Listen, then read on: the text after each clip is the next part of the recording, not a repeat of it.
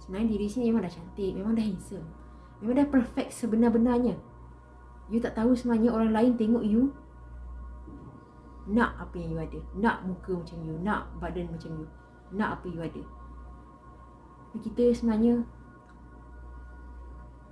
musuh kita, musuh paling ketat sekali diri sendiri. Betul? Macam tu juga macam Fiza masa remaja. Kalau orang lain tengok Fiza macam, muka Masya Allah. Bukan nak puji sendiri lah.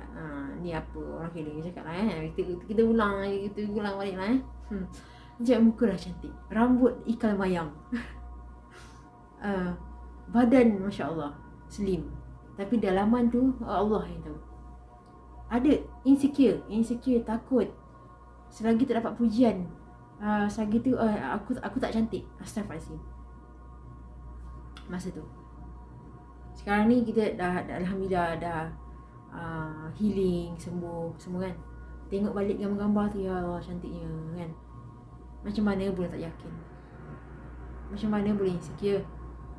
So musuh paling ketat sebenarnya bukan orang lain, bukan orang keliling kita, tapi diri sendiri. Fiza pun semenjak Fiza ubah, Fiza perbaiki cara Fiza tengok diri sendiri, cara Fiza bercakap dengan diri sendiri. Kalau macam Fiza nak buat sesuatu rasa macam susah ke nervous ke apa, Fiza bagi semangat. Boleh Fiza, boleh. I know you can do it, I know you can do it, I know you can do it anyway. Lepas tu Fiza semangat datang.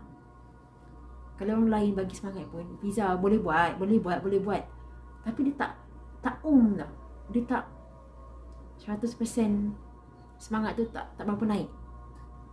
Tapi bila diri sendiri, sebab diri sendiri yang kenal, diri sendiri rapat dengan diri sendiri. Diri sendiri, I know you can do it, Fiza. Boleh. Itu yang jadi sure dengan diri sendiri, tu yang boleh buat.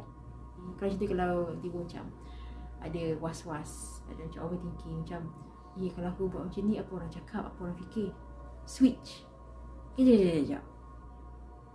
Okay, yang penting sebenarnya apa yang aku fikir, apa yang aku cakap, macam mana aku tengok diri sendiri. Itu bagus kita nak perspektif pandangan orang. Tapi kadang overthinking, kita akan adakan benda yang tak ada, mengada-adakan benda yang tak ada. So bagus, ini pendapat orang. Okay, so apa pendapat diri sendiri? Macam mana kita tengok diri sendiri? Macam mana kita pandang diri sendiri? Macam mana kita